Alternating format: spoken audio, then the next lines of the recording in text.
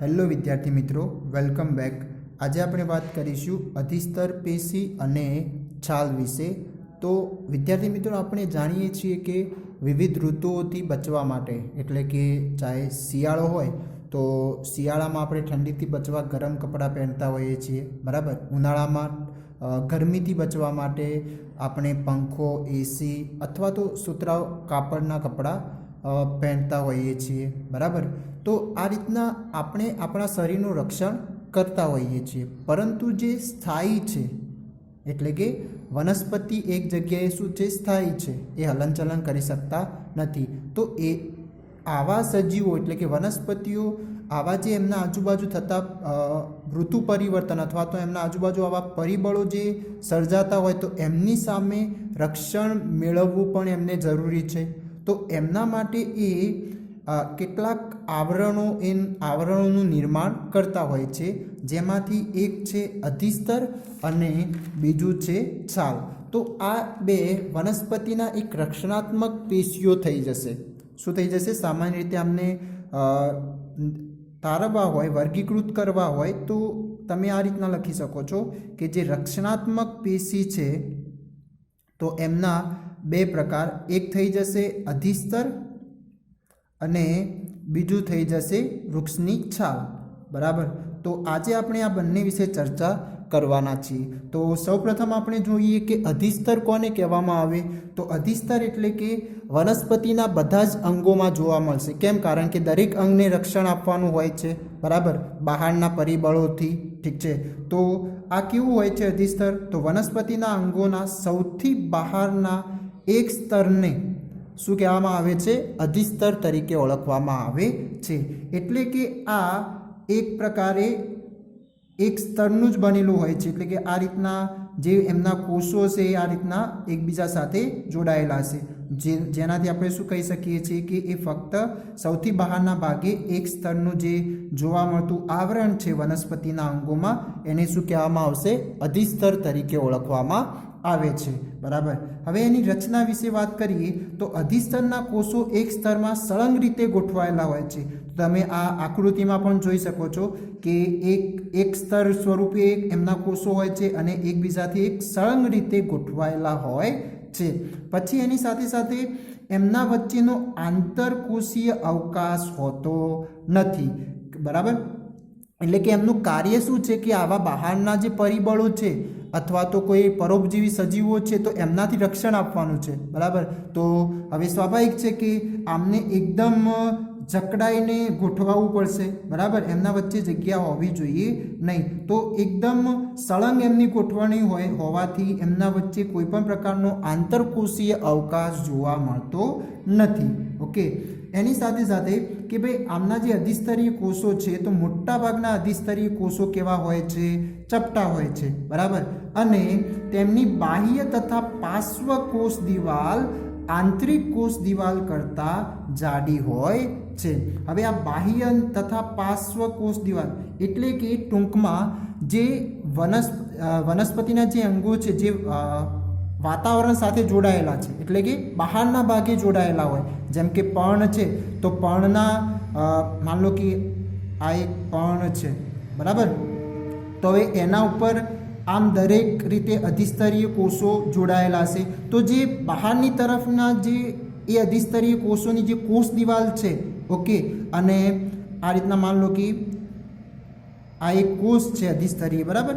તો આ માન લો કે આ વાતાવરણ સાથે આ કોષ દિવાલ જોડાયેલી છે, બરાબર, એના સાથે સંપર્કમાં છે। તો એના સામેની અંદરની જે કોષ દિવાલ હશે એ ક્યાં આગળ હશે? પર્ણના અંદર હશે, બરાબર। તો હવે આ આંતરિક જે કોષ દિવાલ છે એ અને આ જે બાહ્ય કોષ દિવાલ છે એ, તો એ બંનેની સાપેક્ષે આ જે બાહ્ય કોષ દિવાલ હોય છે કેવી હોય છે? જાડી હોય છે। તો તમે હવે સમજી શકો છો આ વાક્ય કે તેમની બાહ્ય તથા પાર્શ્વ, તો હવે માનો કે બાજુએથી પણ એ વાતાવરણ સાથે છે અથવા તો કોઈ બાહ્ય પરિબળ સાથે એ સંપર્કમાં છે, તો એ રીતના બાહ્ય તથા પાર્શ્વ કોષ દિવાલ આંતરિક કોષ દિવાલ કરતાં કેવી હોય છે? જાડી હોય છે। એટલે ટૂંકમાં વનસ્પતિના અંગોમાં જે આ અધિસ્તરીય કોષો જે આવેલા હોય છે એમાં અંદરના એ એ અધિસ્તરીય કોષોની અંદરની કોષ દિવાલ કરતાં જે બહાર રહેલી જે કોષ દિવાલ હશે, જે વાતાવરણ સાથે સંપર્કમાં હોય અથવા તો જમીન સાથે જે સંપર્કમાં હોય, તો એવી કોષ દિવાલ આ અધિસ્તરની કેવી જોવા મળશે? જાડી જોવા મળે છે. બરાબર. બીજું જોઈએ કે જે વનસ્પતિના હવાઈ ભાગો, હવે હવાઈ ભાગો એટલે કે જે વાતાવરણ સાથે, હવા સાથે જે સંપર્કમાં છે એવા ભાગોને શું કહેવામાં આવશે? હવાઈ ભાગો. તો પર્ણ થઈ જશે, ફૂલ થઈ જશે, ડાળીઓ થઈ જશે, પછી પ્રકાંડ થઈ જશે. તો આવા ભાગો કેવા કહેવામાં આવશે? હવાઈ ભાગો. બરાબર. તો વનસ્પતિના હવાઈ ભાગોના અધિસ્તરીય કોષો જળ પ્રતિરોધક એક રાસાયણિક પદાર્થ, કેવો? જળ પ્રતિરોધક મીણના સ્ત્રાવથી આવૃત હોય છે. એટલે કે આવા જે હવાઈ ભાગો છે એમના કોષો જળ પ્રતિરોધક રાસાયણિક પદાર્થનો સ્ત્રાવ કરતા હોય છે. અને ટૂંકમાં કેવું હોય, એને કયા શબ્દથી ઓળખવામાં આવે છે? તો ક્યુટીન શબ્દથી ઓળખવામાં આવે છે. બરાબર. તો એક ક્યુટીન એક શું છે? તો એક જલ અવરોધક રાસાયણિક પદાર્થ. બરાબર. તો આવા જે કોષોના જે કોષ દિવાલ હશે એમના ઉપર પણ મીણ જેવો રાસાયણિક પદાર્થ પણ એ સ્ત્રાવ કરતા હોય છે, જેનાથી બહારથી પાણી અંદર ના આવી શકે અને અંદરનું પાણી એમના ભાગોમાંથી, વિવિધ ભાગોમાંથી બહાર બાષ્પોત્સર્જન ના થાય, એના માટે આનો ઉપયોગ થતો હોય છે. એટલે કે એક પ્રકારે જળને રોકતો એક આ રાસાયણિક પદાર્થ હોય છે, જેનું નામ શું છે? ક્યુટીન. ઓકે. તો એ ક્યાં આગળ જોવા મળશે? તો આવા હવાઈ ભાગોમાં અધિસ્તરીય કોષો પર જોવા મળે છે, એમની કોષ દિવાલ પર. ઓકે. હવે એમના કાર્યો વિશે આપણે વાત કરીએ તો પહેલું કાર્ય કે ભાઈ અધિસ્તર વનસ્પતિના બધા જ ભાગોને રક્ષણ આપે છે. એટલે કે દરેક જે પણ વનસ્પતિના ભાગો છે એ ચાહે જમીનની અંદર એટલે કે મૂળ જ હોય અથવા તો પછી જમીનની બહાર એટલે કે હવાઈ ભાગો, જે પણ પ્રકાંડ છે, ડાળી છે, પાંદડા, ફળ, ફૂલ. બરાબર. તો આ બધા જ જે ભાગો છે એ બધાને શું કરે છે? એ રક્ષણ આપવાનું કામ કરે છે. એટલે કે બહારના જે પરિબળો છે એમનાથી એ રક્ષણ આપે છે. કોણ? તો આ અધિસ્તર. ઓકે. એની સાથે બીજું કે અધિસ્તર પર મીણયુક્ત એટલે કે કયું? ક્યુટીન જે રસાયણ છે એના દ્વારા મીણયુક્ત આવરણ વનસ્પતિને પાણીના વ્યયની સામે રક્ષણ આપે છે. એની સાથે સાથે યાંત્રિક જે ઈજા થાય છે એની સામે પણ એ શું કરે છે? રક્ષણ આપે છે. અને બીજું કે પરોપજીવી જેવી કે ફૂગ સામે પણ એ રક્ષણ આપે છે. તો આ જે મીણયુક્ત જે રાસાયણિક પદાર્થનો સ્ત્રાવ થતો હોય છે આવા અધિસ્તરીય કોષોથી, તો એમનું કાર્ય શું થઈ જશે? તો એક તો પાણીનો જે વ્યય થતો હોય એમનાથી, બરાબર, એને બહાર જતું અટકાવે છે. એની સાથે સાથે એમના અંદર જો યાંત્રિક ઈર્જા થઈ હોય, બરાબર, કોઈ ચોટ વગેરે આવી હોય તો એ ઈર્જાને પણ એ રક્ષણ આપે છે. બરાબર. એની સાથે સાથે કે પરોપજીવી ફૂગ પણ એમના ઉપર જે હુમલો કરતા હોય તો એમના સામે પણ એ રક્ષણ આપે છે. તો આ રીતના અધિસ્તરીય મીણયુક્ત એટલે કે ક્યુટીન આવરણ વનસ્પતિને 3 રીતે રક્ષણ કરે છે: પાણીના વ્યય સામે, પછી યાંત્રિક ઈર્જા સામે અને પરોપજીવી ફૂગ સામે એ રક્ષણ આપે છે. હવે બીજી વાત કરીએ કે જે શુષ્ક વસવાટમાં આવેલી જે વનસ્પતિઓ હોય એટલે કે રણ પ્રદેશમાં આવેલી જે વનસ્પતિઓ હોય, બરાબર, તો એવી જે વનસ્પતિઓમાં કેટલીક વનસ્પતિઓનું અધિસ્તર કેવું હોય છે? જાડું હોય છે. એમનું જે અધિસ્તર હોય એ કેટલું જાડું જોવા મળતું હોય. અને તે હવે જાડું થવા પાછળનું કારણ શું? કે ભાઈ રણ પ્રદેશમાં જે પણ વનસ્પતિ હોય એમને એક તો પાણીની માત્રા ઓછી મળતી હોય, બરાબર.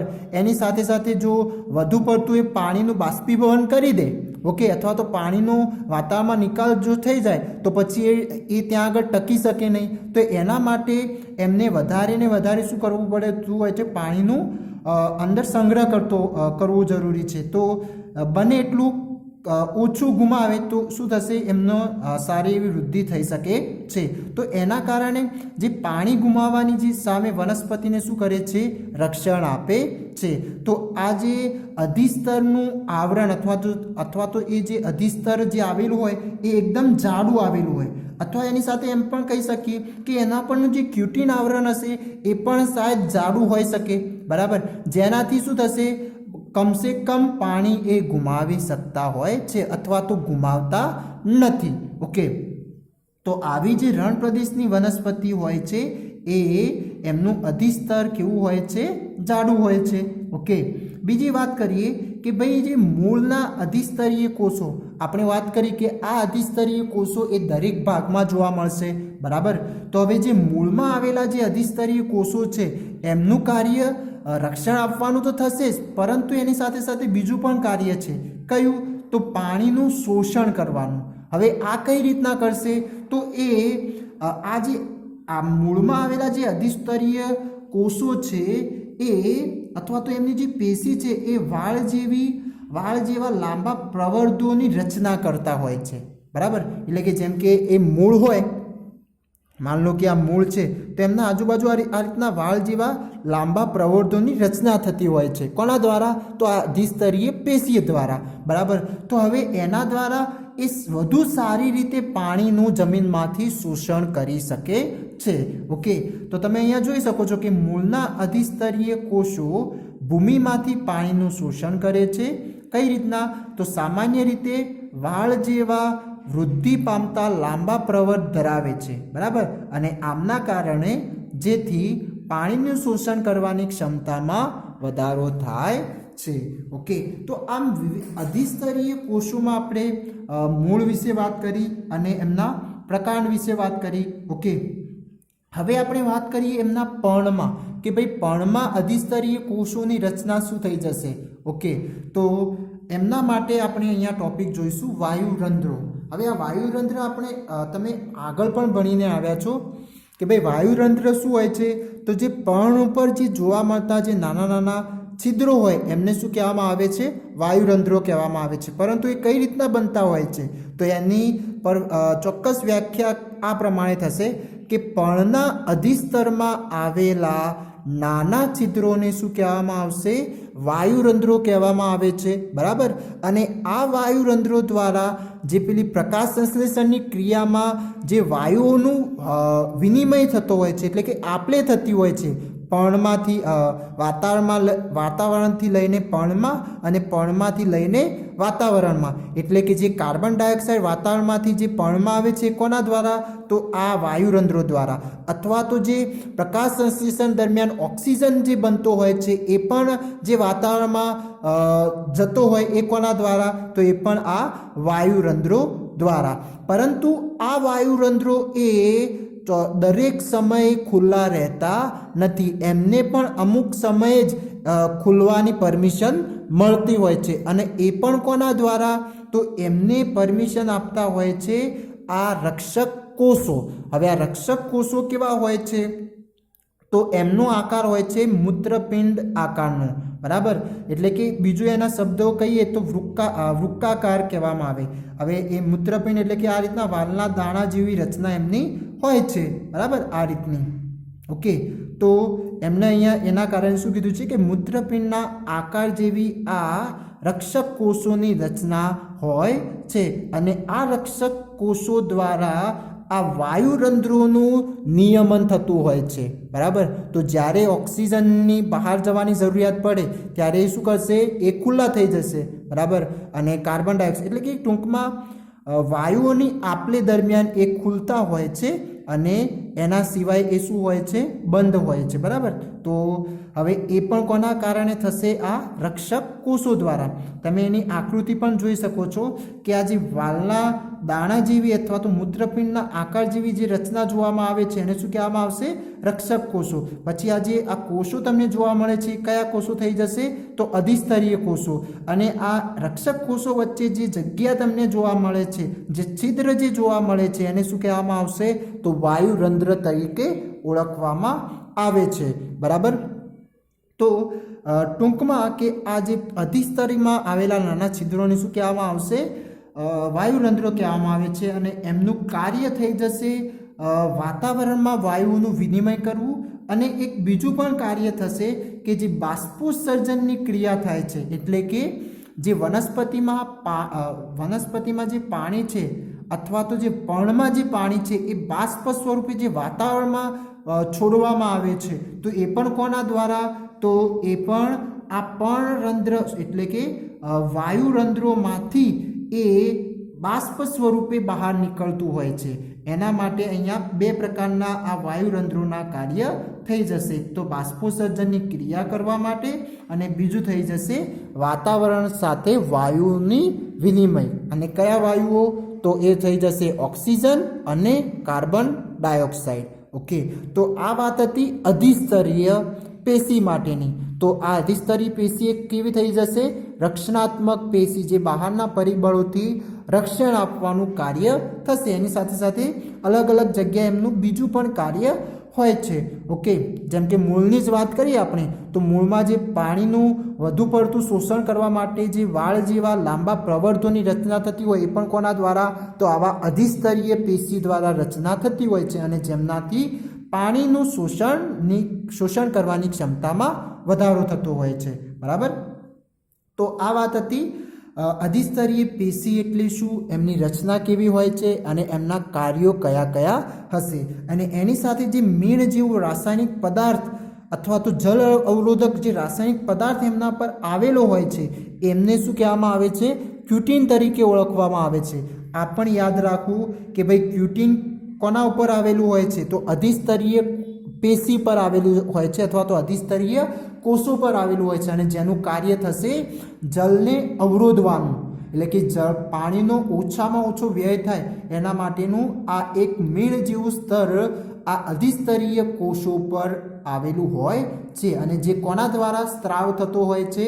તો આ અધિસ્તરીય કોષો દ્વારા જ એ મુક્ત કરવામાં આવતું હોય છે. બરાબર. હવે આપણે વાત કરીએ વૃક્ષની છાલ વિશે. બરાબર, એટલે કે છાલની રચના. હવે આ છાલનું નિર્માણ કઈ રીતના થતું હોય છે?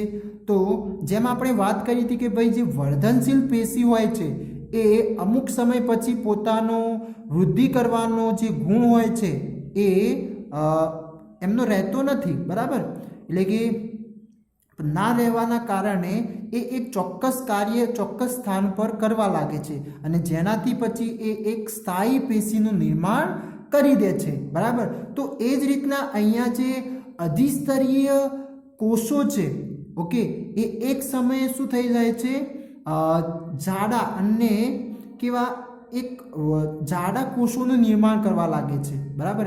અને જેના કારણે બાહ્ય સ્તર પર એક જાડા કોષોનું નિર્માણ કરવા લાગે છે, જેના કારણે પછી એ અધિસ્તરીય કોષો શામાં નિર્માણ પામે છે?